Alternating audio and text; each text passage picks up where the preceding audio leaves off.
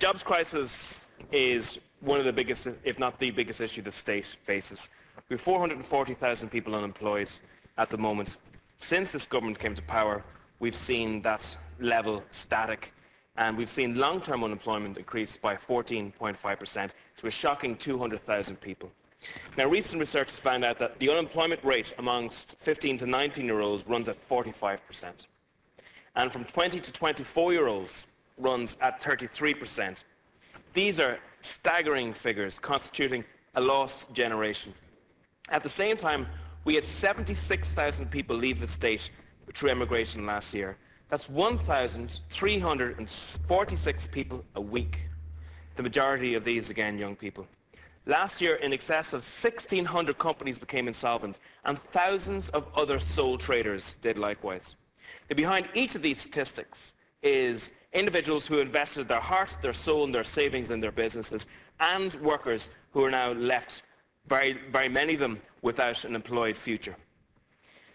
As one of the many new TDs here, I have to say it is immensely frustrating to witness the lack of action on jobs. And behind the edifice and mountain of spin and press release, there is damningly little substance with regards to job creation. I want to also say that it has become apparent in the last year that some of the TDs and some of the ministers on the government benches have little or no actual experience or knowledge with regards to enterprise and job creation. And this is a dangerous situation for this state at this juncture. I had hoped at this announcement that this would be a turning point. One of the governments and that the Taoiseach would demonstrate that in actual fact jobs was the main issue. As the announcement was made, it became despairingly clear that this all singing, all dancing document was mostly a rehash of existing announcements and policies. A document with a number of small, potentially beneficial issues, but in reality had no substance to it. At the launch, an apparently confused Taoiseach said that he would create 100,000 jobs. And when questioned in this House to the detail of the targets, he blustered that it would be easier to count the seagulls over the Phoenix Park. Now, what a bizarre answer to such a serious question. And when the same question was put to the Minister for State and Training on RTE, he stated that the government would create 300,000 jobs. Oh, or maybe 400,000 jobs in gross levels. So you can't have one target or the other. There has to be one particular target. And what we saw was a minister flounder over an answer because the central issue in this jobs plan is flawed. And it is extremely telling, and it points to the whole plan being a substance-free press statement. It also points to a soundbite press statement Taoiseach being free of pivotal detail.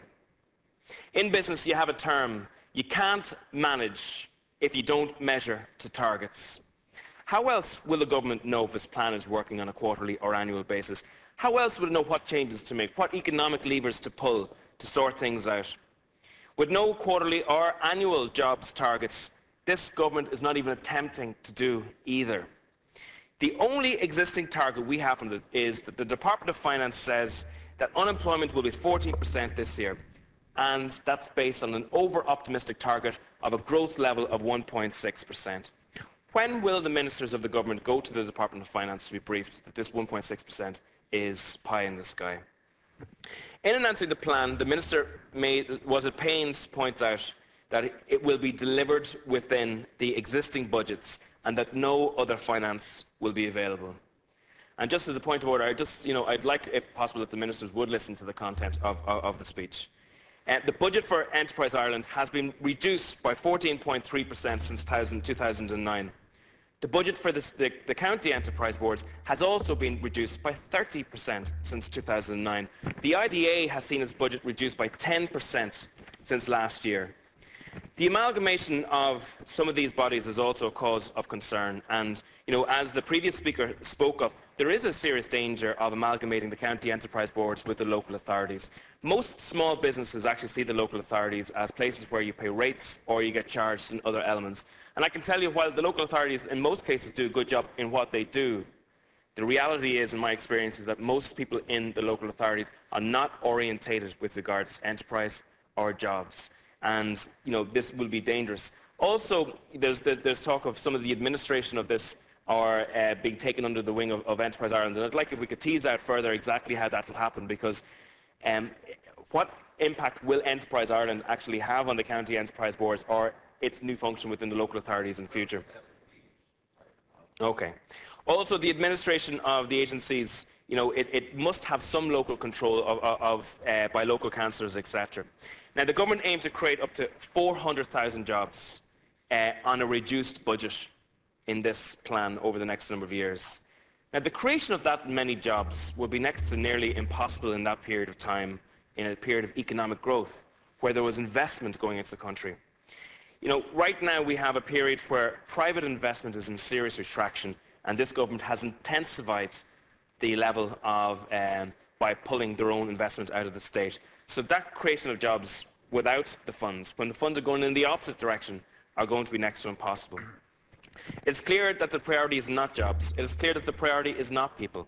And don't look at words or rhetoric, just look at the actions. This state will put 3.1 billion into Anglo-Irish Bank on March 31st. That's nearly 7 times the amount that they give to the 3 enterprise agencies with the task of creating jobs and developing exports and creating foreign direct investment. The austerity policies that your government is inflicting has pushed demand off a cliff. The decision to implement regressive taxations, including VAT, etc., undermines the notion that the priority is jobs.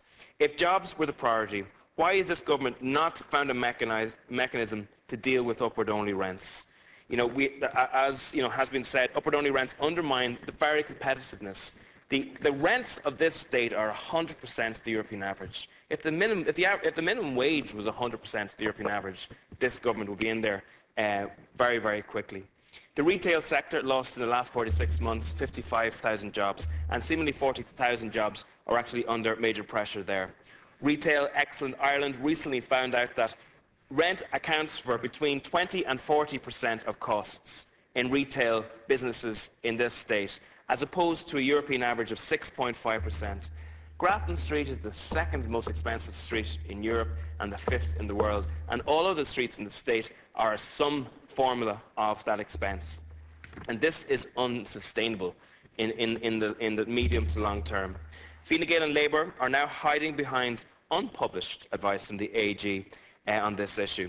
But we feel that the party has actually buckled under the lobby of wealthy landlords. However, Retail Excellence Ireland has legal opinion which identifies that this is possible. The proposal of microfinance and credit guarantee schemes are welcome, but there's a major delay in this. They mightn't happen until maybe May or June, in which time thousands of businesses will actually close. And the need for a loan guarantee scheme, given that in the last year there has been 23 billion put into recapitalisation of the banks, shows the nonsense of the government's policies. The government should ensure that the low interest rates that these banks are now enjoying from the ECB is actually passed on to small business. In addition, the EU has operated the European Progress Microfinance Facility, and I mentioned it here with your colleague John Perry on this issue. 200 million euros was made available last March for the development of this. 11 countries drew it down. How much did Ireland draw down? Yeah, you've guessed it, a big fat zero. I'm pleased that this government has recognised the need to invest and support into new industries and provide support into R&D, cloud computing in the gaming industry. But the potential, even in the mid to long term, with regards jobs here, actually pales into insignificance when you look at the fact that 1,300 people are leaving our shores through emigration every week.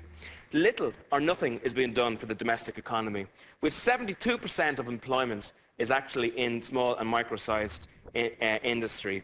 And these sectors are most affected by the negative cuts of the Labour and Fine Gael government.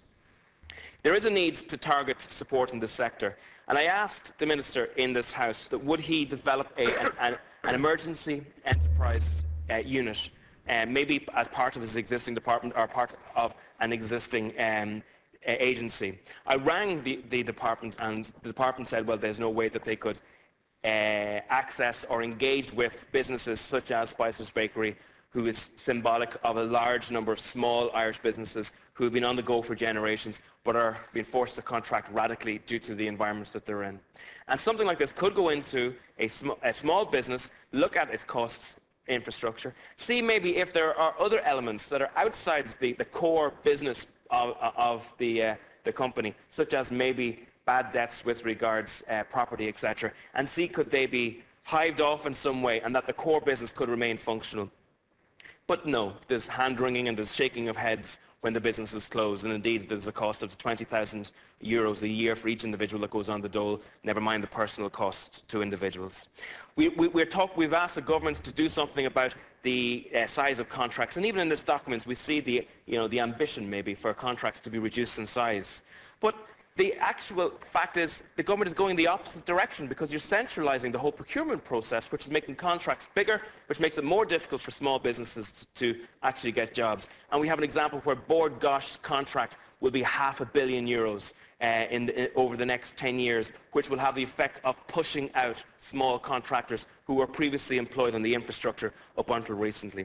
So on a macro level, the government has turned the state into a debt repayment agency.